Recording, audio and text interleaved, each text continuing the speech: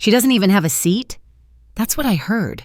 A whisper, loud enough to sting, not loud enough to confront. I stood there in heels that pinched, holding the invitation I'd paid for, while my mother fluttered past me like I was just another coat check.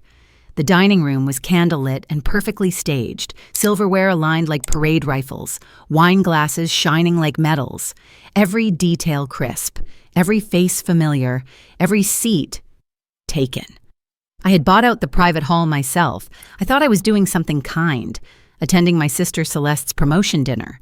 She'd made captain, National Guard. Good for her. But when I walked in, there was no "Welcome, Evelyn."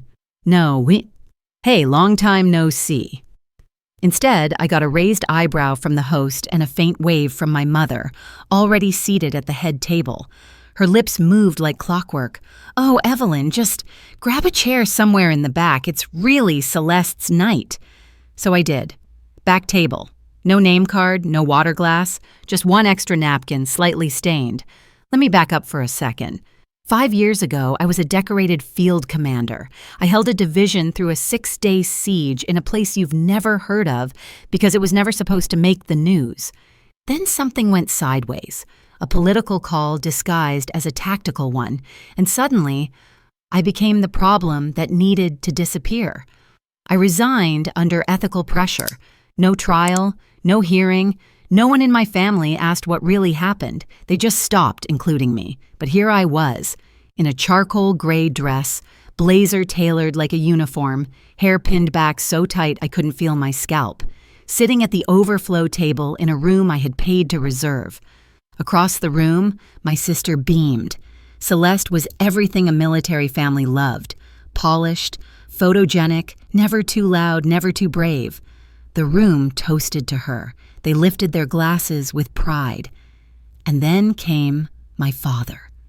He stood with his old-world posture, shoulders back, chin slightly tilted, glass raised like a gavel. He looked toward Celeste, then glanced right past me and said, for the entire room to hear, "To those who serve with honor and those who serve their egos." A couple people chuckled. Some coughed. Celeste gave a soft, practiced laugh. And my mother? She just looked down at her plate, carefully sawing a piece of steak I had paid for. I didn't say a word, didn't flinch, didn't move. I sat there, gripping my fork like a weapon I wasn't allowed to draw, chewing on lamb and pride like they were the same cut of meat. Here's the thing about being erased. It doesn't happen all at once. It happens in pieces. One dinner, you're at the head of the table, then you're near the door, then you're not on the guest list. Then you're just tolerated, like a ghost nobody wants to acknowledge out loud. That night was my final confirmation. I wasn't one of them anymore. As the server poured more wine, Celeste caught my eye. She smiled, wide, grateful, like she had no idea the chair she was sitting in came from pushing me off the platform. And maybe she didn't. Maybe she believed what our parents told her, that I left the military out of pride or cowardice or failure. Funny how silence always tells the worst story. But I wasn't bitter. I was collecting, observing, waiting. Because every revenge story starts with a quiet chapter, one where the hero is mistaken for a footnote. And when that moment came, when the man in full dress blues walked in later that evening, when he froze the room just by speaking my name, I wasn't shocked. I was ready. But that's not this chapter. This chapter is about me sitting in a rented chair at a table for extras, listening to strangers toast my sister with lines they once used for me. This chapter is about watching my mother pretend I hadn't once been the reason this family had their pride.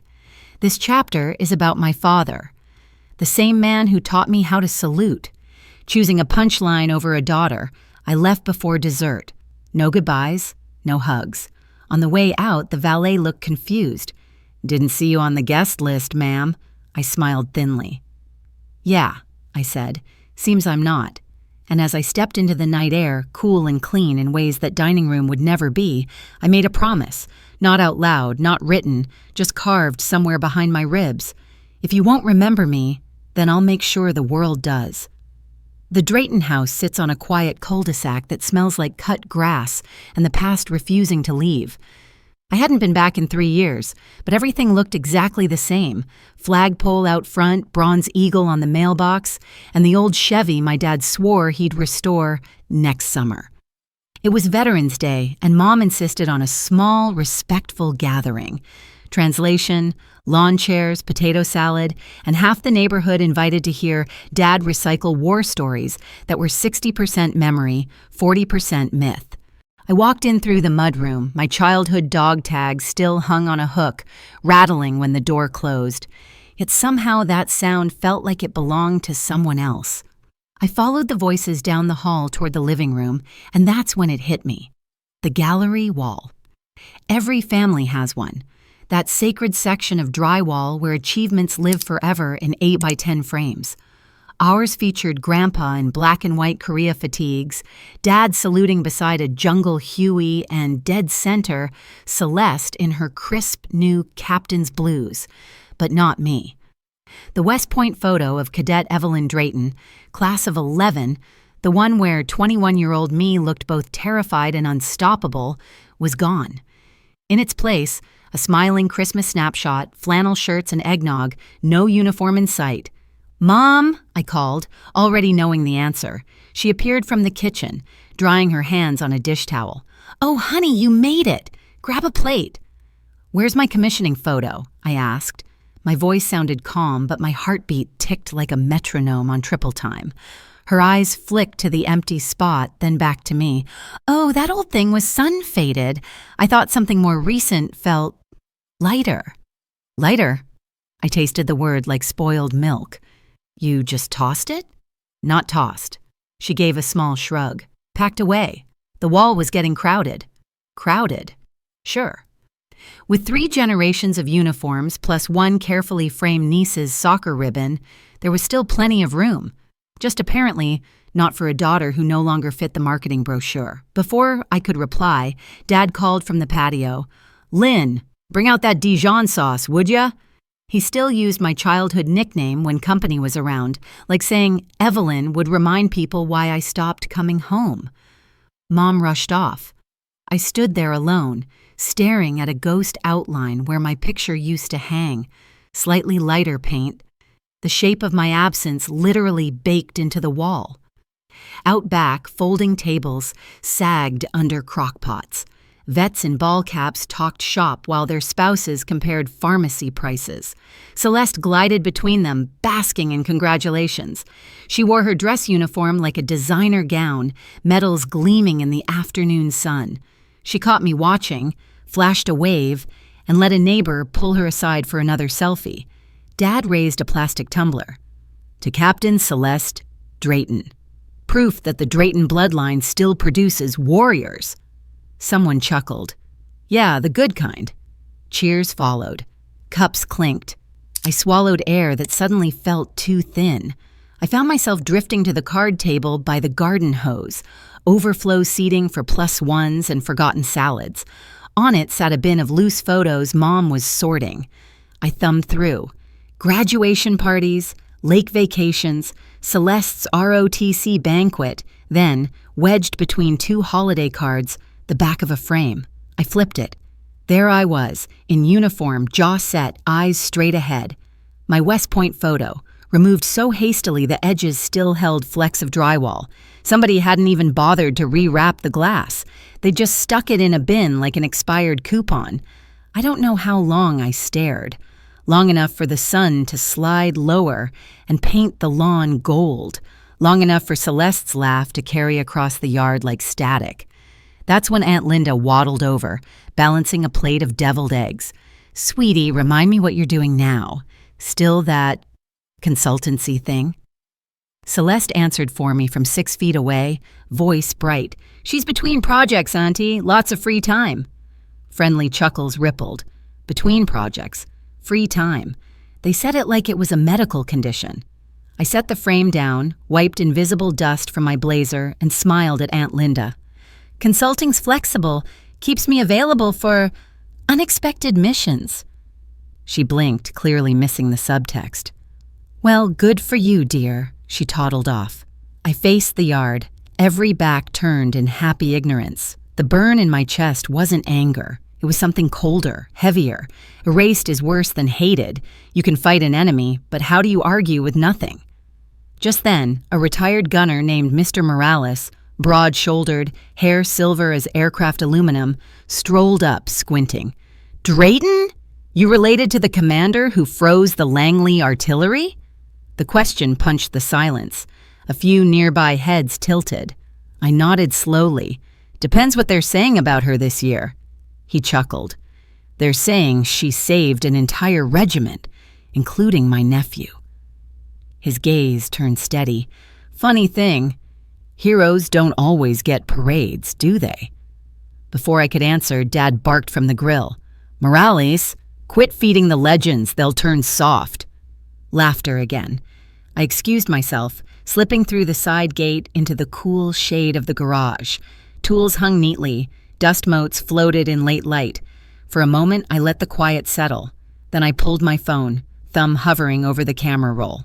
I snapped a photo of the empty space on the gallery wall, then of my West Point portrait lying face down in the bin. I opened my video app, hit record, and whispered, "Ever had your achievements disappear because they made somebody else uncomfortable? Tell me below. Maybe we start our own gallery." I saved it for later, one small seed of interaction that felt honest, not staged. Yeah, that was your cue, by the way. If you've ever been edited out of your own story, drop it in the comments. I promise this feed's big enough to hang every missing picture. The sun dipped, the party roared, and I realized something vital. My family wasn't going to give my place back. I'd have to take it, or build a new wall entirely. And trust me, I know how to lay foundations. I slipped the photo into my blazer, frame and all. It dug into my ribs like a reminder as I walked back toward the laughter. Tonight, they'd finish their stories. Soon, I'd start telling mine, loud enough that even this house couldn't pretend not to hear. The thing about taking the fall is, if you do it well enough, people start to believe you deserved it, even you. For a long time, I thought what happened at Langley Ridge was my fault. I mean, it had my name on the after-action report, or rather, it used to, before it got redacted, then reworded, and eventually rewritten as if I was never there at all. The phrase they used in the internal summary was operational misalignment resulting in reputational compromise. Translation? Someone had to get blamed, and I was convenient. I didn't talk about Langley Ridge after I left active duty, not to my family, not to my few remaining colleagues. It was the kind of memory that hung around like smoke, no longer burning but still stinging the eyes. But then that afternoon, just a few days after the backyard tribute party, I got a knock on my door. It wasn't a friend. It was a name I hadn't heard in years. Colonel Mark Anders, retired, graying, still had the posture of a live minefield. "Drayton," he said, standing in my hallway like he'd never stopped commanding. "You have a minute?" I nodded. Offered him coffee. He refused, sat instead at the edge of my couch like a soldier waiting for a reprimand. "I was reviewing old directives. Langley Ridge came up," he said. "I saw your signature on a routing decision. Same day the shelling got pulled back." "That signature's not there anymore," I said. "Not in the official files, but I saw the originals." I froze. "Why are you telling me this now?" I asked. He hesitated, then leaned forward. "Because a group of us knew something didn't add up, and because someone's digging. I got pinged by a reporter. Looking for confirmation you were the one who blocked the forward assault. You saved lives, Drayton. They're trying to drag your name through the dirt again." After he left, I sat for a long time in silence, staring at a wall that held no pictures of that era. I hadn't hung any, not because I didn't want to remember, but because I didn't know which parts were real anymore. I still remembered that night, a secure line buzzing, 12 units waiting for my green light. Satellite intel said advance, but the ground feeds, my gut, said hold. There were refugees moving through the forest corridor. Children, civilians. If we fired on schedule, we'd be taking them out with the targets, so I held the strike. 10 minutes later, the enemy artillery reappeared further south. No one died, not ours, not theirs. We avoided escalation. And yet, the next morning I was pulled from command. No explanation, just an envelope. 2 weeks later, I was reassigned. No tribunal, no inquiry, just quiet. People don't ask about silence. They just fill in the blanks, and that's what my family had done. They assumed I'd messed up, that I'd left in disgrace. And the worst part? I let them. I let them believe it, because arguing with a closed door just makes you look unstable. But hearing Colonel Anders say it out loud, that I was right, that someone buried the truth, it was like oxygen after drowning. Still, one voice wasn't enough. I needed something hard, receipts. So I called someone I hadn't spoken to in years, Sarah Whittam, former systems analyst, once the most dangerous brain in a war room. I had worked with her during black site intel transfers, back when knowing how to hide a file was as valuable as knowing how to find one. She picked up after 2 rings. "Evelyn? You still have that cold storage access we used in Nairobi?" She went quiet. Then, "Why?" "Because I think Langley Ridge never got wiped, just rerouted." Another beat, then she said, "Send me everything you have. I'll start digging." I hung up and walked to the drawer I hadn't opened in years. Bottom of my bedroom dresser, beneath old uniforms and a box of things labeled "too complicated." Inside was a drive, burned, numbered. The last backup I kept before I was reassigned.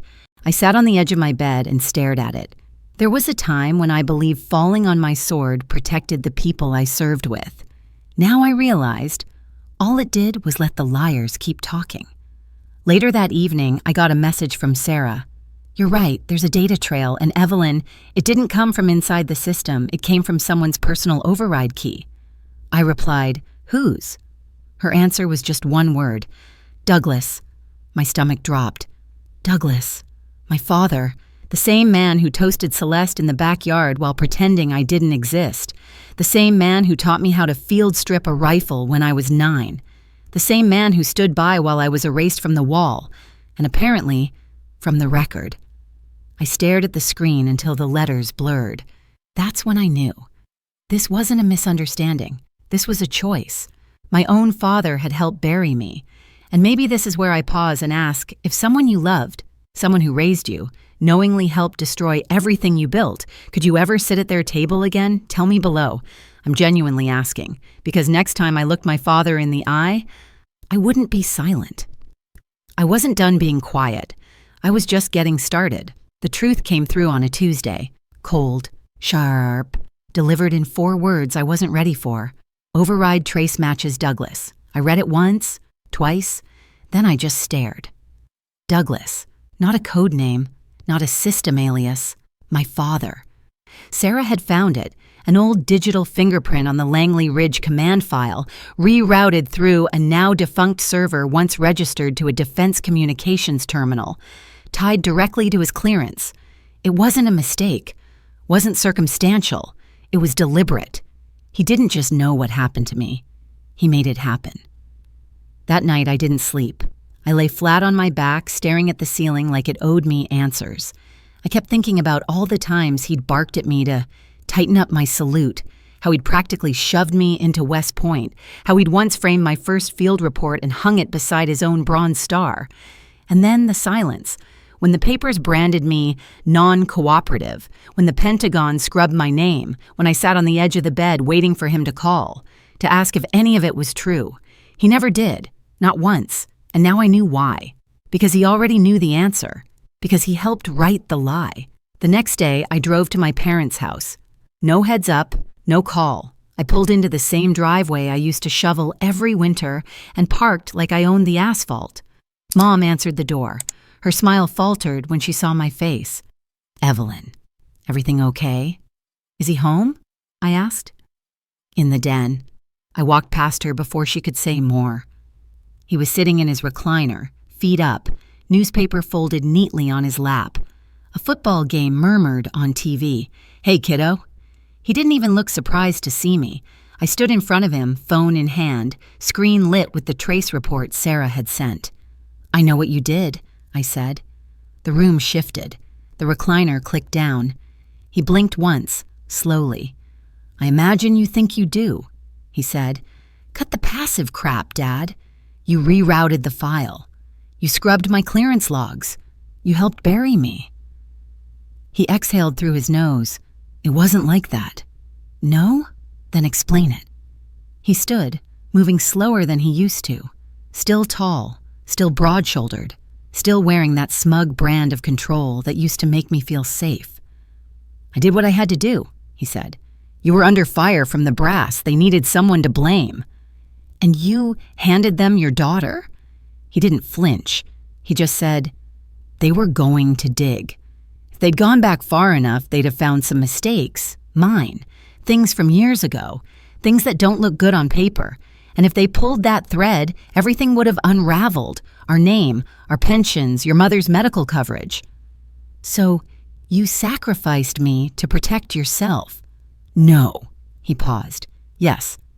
Just like that, the air left my lungs. I had prepared for denial, for outrage, for some kind of warped justification. But what I got was worse. I got calm acceptance, like he'd already made peace with it. "You would have survived," he added. "You're strong." I stared at him, searching for a crack. Remorse, regret, anything resembling the man I once called my hero. But all I saw was self-preservation dressed in nostalgia. "You taught me that honor was everything," I said. "That the uniform meant more than the medals. That we don't throw others under the bus to protect ourselves." "I taught you what I thought was true," he replied.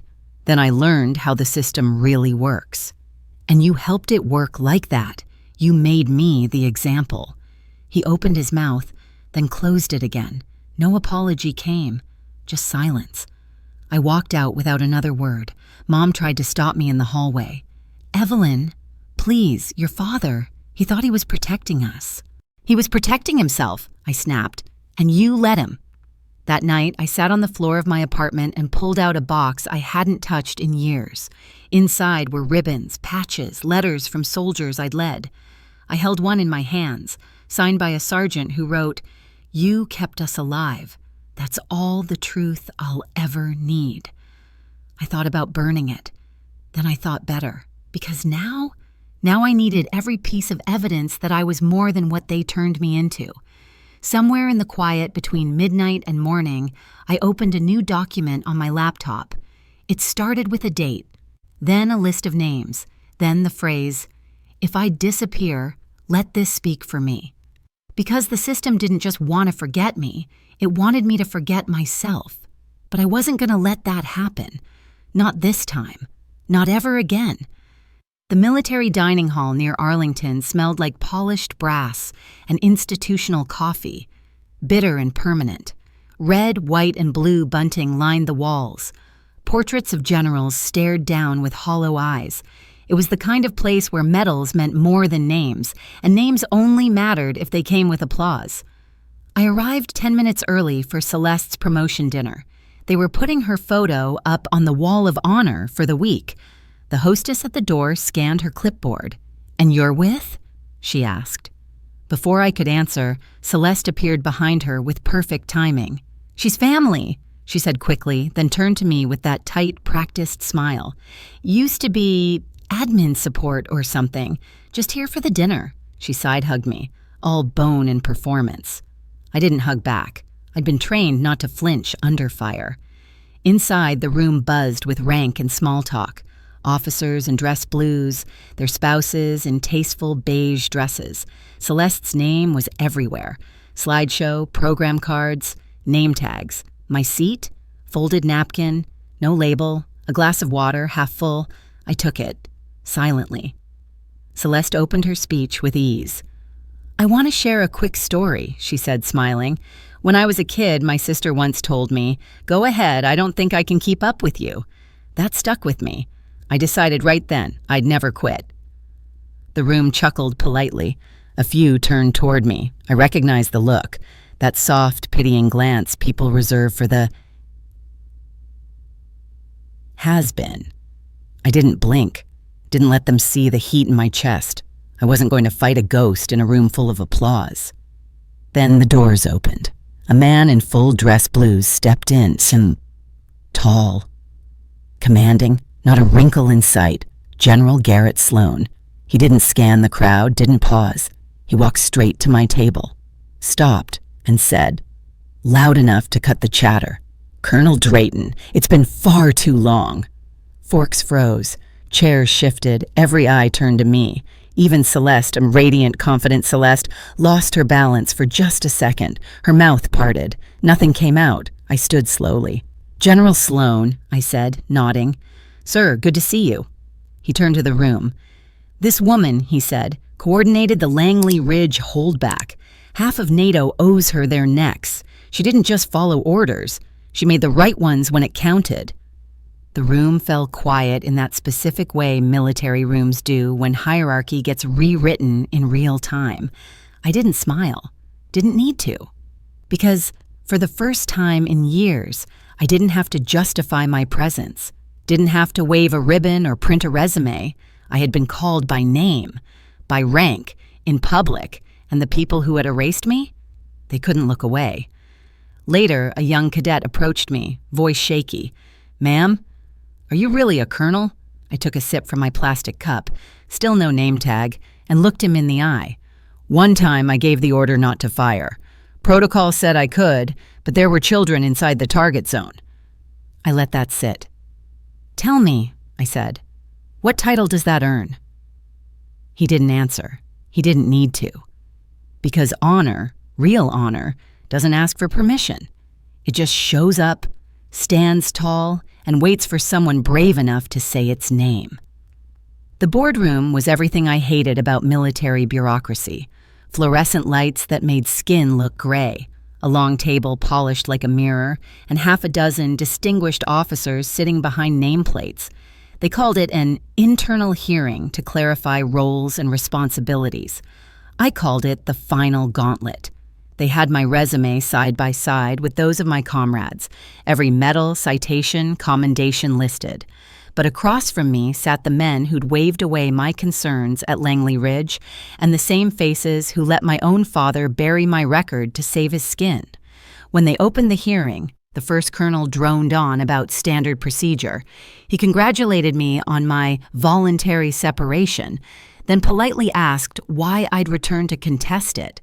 I stood at the witness table, shoulders back, voice steady. "Because truth isn't something you resign from," I said. "It's not a piece of paper you return. It's the foundation of our service." A murmur ran around the table. One officer scribbled in a leather-bound notebook. I wondered if they were about to write down my words or toss them in the shredder. They played the recordings. My father's override command, my own orders preventing the strike, my sister's leaked login. Evidence. Digital footprints that traced back to exactly who'd written me off. Then they called Marcus Vaughan Bean, once a decorated intel chief, now indicted for embezzlement and evidence tampering. He sat in cuffs at the end of the table.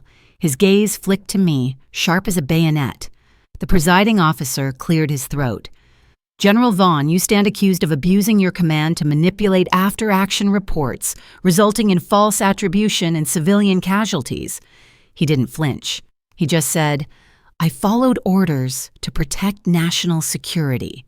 And there it was, the oldest excuse in the book. I thought about stepping forward, tearing off my blouse to reveal my uniform beneath, shouting, "I was right there! I saw the civilians! I made the call!" But I didn't. Instead, I spoke calmly. National security is built on integrity. Remove integrity, you have nothing but power without principle. Silence. Then, one by one, the officers began nodding. The final verdict cleared my record, restored my rank, and granted full restoration of pensions and honors. Marcus Vaughan was stripped of everything, medals, decorations, and crucially, his freedom. When the gavel slammed, I felt an odd sense of relief mixed with emptiness. I'd won.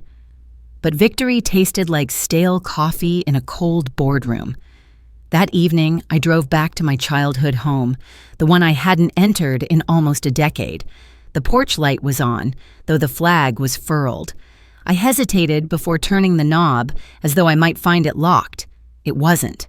Inside, the living room looked smaller, worn in all the right places, the couch slightly sunken, the coffee table scarred at one corner, and most poignantly, the gallery wall. There, in its rightful spot, hung my West Point commissioning photo.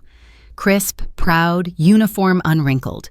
Beside it, my father's Vietnam portrait and my sister's graduation picture. Now all three of us side by side. Mom stood in the doorway, eyes glistening. Put it back, she said, her voice cracked.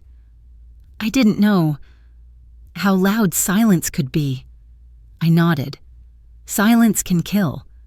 She pressed her hand to the frame. I'm sorry I didn't fight for you. For a moment, I saw the mother who'd wiped mashed potatoes from my chin, the woman who'd packed my lunches on deploy. Then I saw the woman who'd chosen comfort over courage.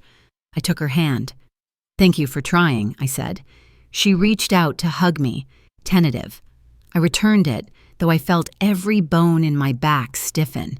I didn't want to erase her, just to remember she had the capacity not to remain silent.